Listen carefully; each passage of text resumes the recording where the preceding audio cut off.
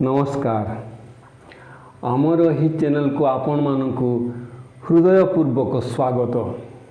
बंधुगण, आमे माने प्राणायाम शब्दटी सहित प्राय समस्ते परिचित। प्राणवायुर व्यायाम को ही प्राणायाम कहुए। निश्वासर ग्रहण, रोध एवं निष्कासन प्रक्रिया जहाद्वारा आम्भ मानक शरीर मध्यरे रहिथिबा क्षतिकारक तत्व गुड़ी को अति सहजरे बाहर करी आम शरीर को सुस्थ एवं सबल रखी हुए। से प्राणवायुर व्यायाम को ऋषि एवं महात्मा माने प्राणायाम बोली कही थांती। मंत्र द्रष्टा मुनि ऋषि एवं महात्मा माने बहु पूर्वे यही प्राणायाम को अवलंबन करी निज शरीर को सुस्थ एवं निरोग रखिबा सहित दीर्घ समय पर्यंत समाधि रे निश्चल रही पारुथिले एवं भगवत आनंद प्राप्त होई पारुथिले। यही प्राणायाम को तो से माने अभ्यास करुथिले। अधिकंतु से मानको आश्रम गुड़िक मध्यरे रही अध्ययन करुवा शिष्य माननको मध्य से माने मानव धर्मर शिक्षा प्रदान करिबा सहित यही प्राणायाम रो सहायतारे किपरि भगवत आनंद प्राप्त करा जाई पारे ताहार शिक्षा मध्य शिष्य माननको प्रदान करुथिले। बंधुगण, से सिद्ध महात्मा माने किपरि प्राणायाम करा जाए एवं दिवसर केउ केउ समय रे यार अभ्यास करिबाकु होई थाए ताहार विशद वर्णना उपनिषदर मंत्र गुड़िक मध्यरे करि जाइछन्ति। आम्भमानंकर दुर्मूल्य ग्रंथ गुड़िकरे वर्णित होइथिबा विभिन्न उपादेय कथा सकल प्राप्त हेबा समस्त भाग्य जुटी न थाए। आम्भे माने उपनिषद गुड़िकरू ताहा उद्धार करी आपण मानक हित सकाशे एहिठारे उपस्थापित करूछु। आम्भे माने तीन गोटी प्राणायाम संपर्क रे कथन करिबा एवं श्रवण करिबा। बंधुगण, आपण मानकु आमे अनुरोध करूछु यही कथा गुड़िक आपण माने परिवार समस्त सहित धीर स्थिर होई श्रवण करंतु। पाठ पढ़ुवा पिलामानकु मध्य यही उपकारी प्राणायाम संबंध रे अवगत करांतु। मने रखंतु जी प्राणायाम केवल उपकारी नुहे, यह महा उपकारी अटे। सर्वप्रथमे समतल भूमि उपरे आसनटीए बिछाई दियंतु एवं ता उपरे पद्मासन रे बसी पड़ंतु। समस्ते पद्मासन रे बसी पारंती नहीं, आमे ताहा जानती। जदि पद्मासन रे बसी पारु नाहंती तेबे पद्मासनर कौनसी एक विकल्प चकासन रे बसी पड़ंतु। जदि पद्मासन किंबा चकासन मध्य बसिबा आपन को सुविधा मने हो नाही तेबे कौनसी गोटाई चौकी उपरे बसी पड़ंतु एवं प्राणायाम करंतु। चौकी उपरे बसी मध्य आपण प्राणायाम करि पारिबे। आपणकर मुख बा सम्मुख भाग पूर्व दिगकु किंबा उत्तर दिगकु रहिथिबा आवश्यक अटे। आपणक दृष्टि सम्मुखरे भगवान श्रीकृष्णक सुंदर चित्रटीए रहिथिले प्राणायाम अभ्यास काल रे भगवान श्रीकृष्ण आपणक सहित स्थित अछंती बोली आपणकर मने होथिबो। आम्भ मानकर नाकर बाम पार्श्वरे रहिथिबा रंध्र नाम ईडा एवं डाहाण पार्श्वरे रहिथिबा रंध्र नाम पिंगला। सीधा होई बसंतु। भगवान श्री वासुदेव श्रीकृष्ण नारायणकर नाम थरे उच्चारण करंतु एवं तापरे प्राणायाम करंतु। बंधुगण, प्राणायाम रो नियम यही परि जे जेतिकी समय वायु निश्वास आकार रे आम्भे माने ग्रहण करिबा ताहार 4 गुण समय पर्यंत वायु को आम्भे माने आम भितरे रद्ध करी रखिबा एवं 2 गुण समय रे आमे रद्ध करिथिबा वायु को निष्कासन करिबा। सरल भाव रे कहिले 1 4 2 बा 1 4 2 अनुपात रे प्राणायाम करा जाय थाए। यहाकु सर्वदा ପ୍ରାଣାୟାମ ଅଭ୍ୟାସ କାଳରେ ମନେ ରଖିବାକୁ ହେବ। ବନ୍ଧୁଗଣ ଆସନ୍ତୁ ଏଥର ଆମେ ଗୋଟିଏ ପ୍ରାଣାୟାମ ଆରମ୍ଭ କରିବା। ଦୁଇ ନାକ ରନ୍ଧ୍ରରେ ଧୀରେ ଧୀରେ 30 ସେକେଣ୍ଡ ପର୍ଯ୍ୟନ୍ତ ନିଶ୍ୱାସ ଗ୍ରହଣ କରି ଚାଲନ୍ତୁ।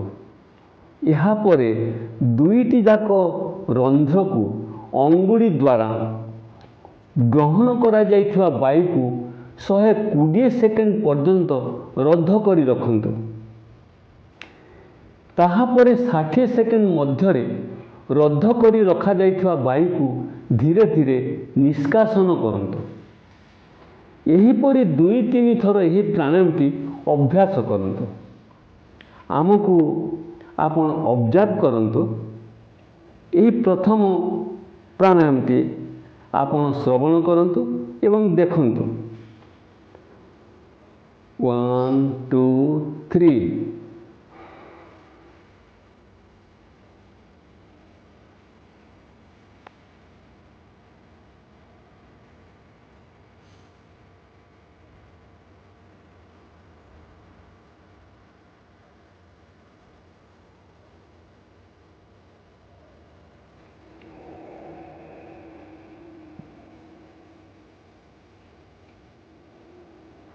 पुनश्च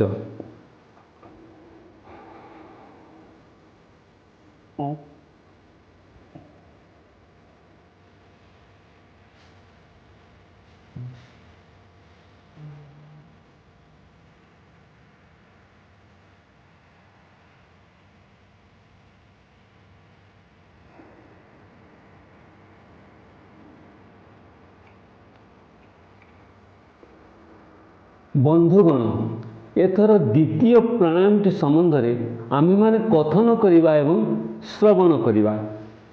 ଦ୍ୱିତୀୟ ପ୍ରାଣାୟାମଟିରେ ବାମ ନାକରନ୍ଧ୍ର ବା ଇଡ଼ା ଦ୍ୱାରା ସେହି 30 ସେକେଣ୍ଡ ସମୟ ପର୍ଯ୍ୟନ୍ତ ନିଶ୍ୱାସ ଗ୍ରହଣ କରି ଚାଲନ୍ତୁ ଏବଂ 120 ସେକେଣ୍ଡ ପର୍ଯ୍ୟନ୍ତ ଗ୍ରହଣ କରାଯାଇଥିବା ବାୟୁକୁ ରୋଧ କରି ରଖନ୍ତୁ।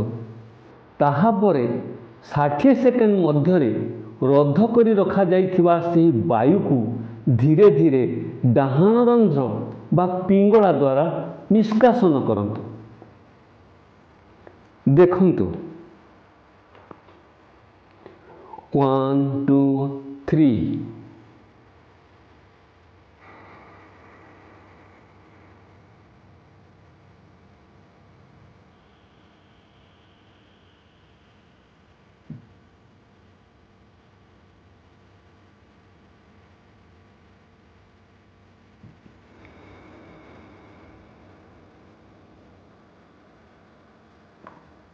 पुनश्च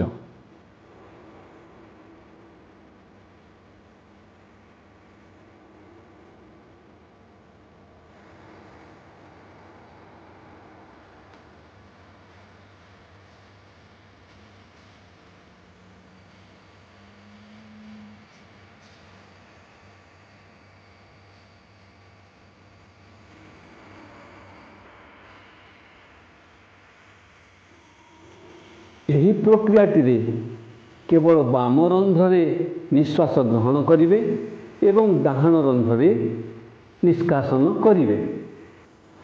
ଏଥର ପ୍ରକ୍ରିୟାଟିକୁ 2 ଥର ବା 3 ଥର ଅଭ୍ୟାସ କରନ୍ତୁ। ତାହାପରେ ଏହାର ଠିକ୍ ବିପରୀତ ଡାହାଣ ରନ୍ଧ୍ର ବା ପିଙ୍ଗଳା ଦ୍ୱାରା ସେହି 1:4:2 ଅନୁପାତରେ ନିଶ୍ୱାସ ଗ୍ରହଣ କରି ଚାଲନ୍ତୁ। ଭିତରେ ରୋଧ କରନ୍ତୁ ଏବଂ ବାୟୁକୁ ଧୀରେ ଧୀରେ ବାମ ରନ୍ଧ୍ର ବା ଇଡ଼ା ଦ୍ୱାରା ନିଷ୍କାସନ କରନ୍ତୁ। ଏହି ପ୍ରକ୍ରିୟାଟିକୁ 2 ଥର ବା 3 ଥର ପୂର୍ବ ପରି ଅଭ୍ୟାସ କରନ୍ତୁ। ଅବଜର୍ଭ କରନ୍ତୁ। ଡାହାଣ ରନ୍ଧ୍ରରେ ନିଶ୍ୱାସ ଗ୍ରହଣ କରିବେ ଏବଂ ଭିତରେ ରଖିବେ ଏବଂ ବାମ ରନ୍ଧ୍ରରେ ତାହାକୁ ନିଷ୍କାସନ କରିବେ। 1 2 3।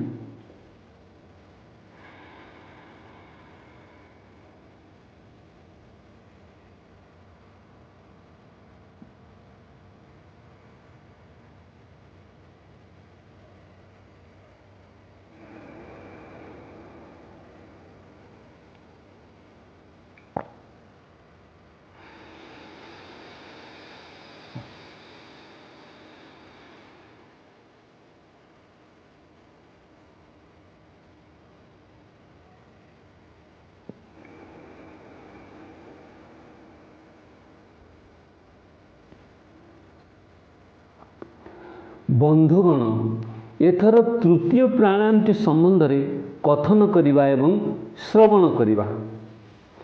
ଏହି ପ୍ରାଣାୟାମରେ ବାମ ରନ୍ଧ୍ରରେ ନିଶ୍ୱାସ ଗ୍ରହଣ କରିବେ, ଗ୍ରହଣ କରିଥିବା ବାୟୁକୁ ରୋଧ କରିବେ ଏବଂ ଡାହାଣ ରନ୍ଧ୍ରରେ ନିଷ୍କାସନ କରିବେ। ପୁନଶ୍ଚ ଡାହାଣ ରନ୍ଧ୍ରରେ ନିଶ୍ୱାସ ଗ୍ରହଣ କରିବେ, ତାହାକୁ ରୋଧ କରିବେ ଏବଂ ବାମ ରନ୍ଧ୍ରରେ ତାହାକୁ ନିଷ୍କାସନ କରିବେ। ଏହି ପ୍ରକ୍ରିୟାଟିକୁ ଆପଣ ଆମକୁ ଅବଜର୍ଭ କରନ୍ତୁ। 1 2 3।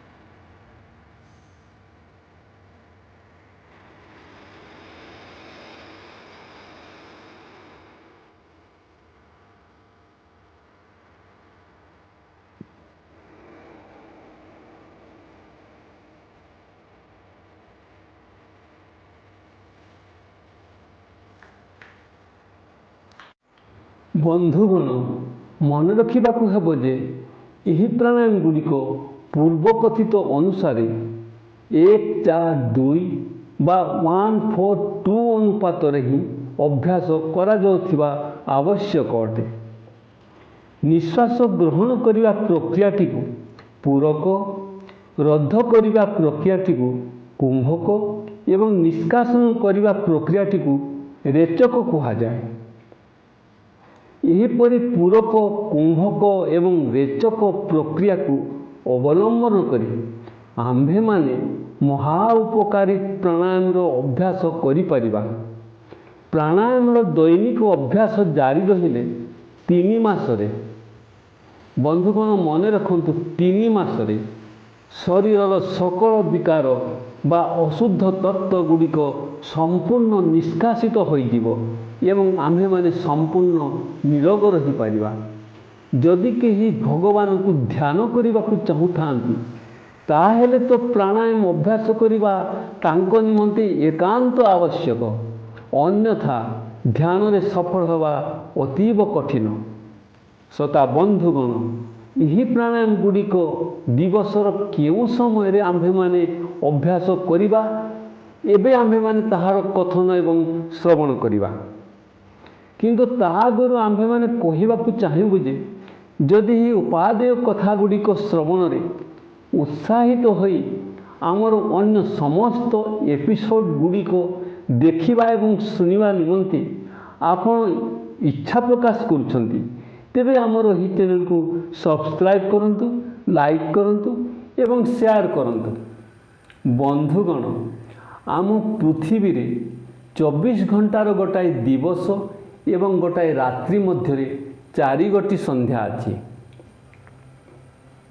ପ୍ରଥମ ସନ୍ଧ୍ୟାଟି ହେଉଛି ପ୍ରଭାତ। ରାତ୍ରିର ଅନ୍ଧକାର ଏବଂ ପ୍ରଭାତ ପ୍ରକାଶର ଠିକ୍ ମିଳନ ସମୟକୁ ପ୍ରଥମ ସନ୍ଧ୍ୟା ବୋଲି ଜାଣି ରଖନ୍ତୁ। ଦ୍ୱିତୀୟ ସନ୍ଧ୍ୟାଟି ହେଉଛି ମଧ୍ୟାହ୍ନ। ଏହା ପୂର୍ବାହ୍ନ ଏବଂ ଅପରାହ୍ନର ମିଳନ ସମୟ। ତୃତୀୟ ସନ୍ଧ୍ୟାଟି ହେଉଛି ସନ୍ଧ୍ୟା। ଏହା ଅପରାହ୍ନ ଏବଂ ସୂର୍ଯ୍ୟାସ୍ତ ପର ଅନ୍ଧକାରର ମିଳନ ସମୟ। ଚତୁର୍ଥ ସନ୍ଧ୍ୟାଟି ହେଉଛି ମଧ୍ୟରାତ୍ର। ଏହା ପୂର୍ବ ଅନ୍ଧକାର ଏବଂ ପର ଅନ୍ଧକାରର ମିଳନ ସମୟ। ସରଳ କଥାରେ ବନ୍ଧୁଗଣ ଜାଣି ରଖନ୍ତୁ ଯେ 4 ଗୋଟି ସନ୍ଧ୍ୟା ଯଥାକ୍ରମେ ପ୍ରଭାତ, ମଧ୍ୟାହ୍ନ, ସନ୍ଧ୍ୟା ଏବଂ ମଧ୍ୟରାତ୍ର। ବନ୍ଧୁଗଣ, 2 ଗୋଟି ପୂର୍ବ ଏବଂ ପର ଅବଧିର ଠିକ୍ ମିଳନ ମୁହୂର୍ତ୍ତ ଗୁଡ଼ିକୁ ଉପନିଷଦରେ ଅଭିଜିତ ମୁହୂର୍ତ୍ତ ବୋଲି ବର୍ଣ୍ଣନା କରାଯାଇଛି। ଆମ୍ଭେମାନେ ଏହିଠାରେ ପ୍ରାଣାୟାମର ଯେଉଁ ପ୍ରକ୍ରିୟା ଗୁଡ଼ିକ କଥନ ଏବଂ ଶ୍ରବଣ କରିଛନ୍ତି ସେଗୁଡ଼ିକ ହିଁ ସନ୍ଧ୍ୟା ବା ଅଭିଜିତ ମୁହୂର୍ତ୍ତ ଗୁଡ଼ିକରେ ଅଭ୍ୟାସ କରିବାକୁ ସିଦ୍ଧ ମୁନି ଋଷି ଏବଂ ମହାତ୍ମାମାନେ ବହୁ ପୂର୍ବେ ଉପନିଷଦରେ କହିଯାଇଛନ୍ତି। ଶ୍ରୋତା ବନ୍ଧୁଗଣ, ମନେ ରଖନ୍ତୁ ଯେ ନିରନ୍ତର ଅଭ୍ୟାସ କଠିନରୁ କଠିନତମ ଯେକୌଣସି କର୍ମକୁ ମଧ୍ୟ ସରଳ କରିଦେଇପାରେ। ପ୍ରବଳ ଇଚ୍ଛାଶକ୍ତି ଭଗବାନଙ୍କର ହିଁ ଅନ୍ୟ ଏକ ନାମ। ଏହାଦ୍ୱାରା ଅସମ୍ଭବକୁ ମଧ୍ୟ ସମ୍ଭବ କରିଦିଆଯାଇପାରେ। ସର୍ବଶକ୍ତିମାନ ଭଗବାନଙ୍କର ପାଦପଦ୍ମରେ ଶରଣ ନିଅନ୍ତୁ। ସମସ୍ତ କର୍ମକୁ ଭଗବାନଙ୍କୁ ଅର୍ପଣ କରିଦିଅନ୍ତୁ। ଭଗବାନଙ୍କର ପବିତ୍ର ନାମକୁ ଉଚ୍ଚାରଣ କରନ୍ତୁ। ଭଗବାନଙ୍କ ଗୁଣଗୁଡ଼ିକ ସ୍ମରଣ କରନ୍ତୁ ଏବଂ ଭଗବାନଙ୍କ ଅପାର ମହିମାକୁ କୀର୍ତ୍ତନ କରନ୍ତୁ। ସଫଳତା ଯେ ନିଶ୍ଚୟ ଆସିବ ସନ୍ଦେହ ନାହିଁ। ସେହି ସର୍ବରୂପ ଭଗବାନ ଆମ ସମସ୍ତଙ୍କର କଲ୍ୟାଣ କରନ୍ତୁ। ଜୟ ଶ୍ରୀ ଜଗନ୍ନାଥ, ଜୟ ଶ୍ରୀକୃଷ୍ଣ।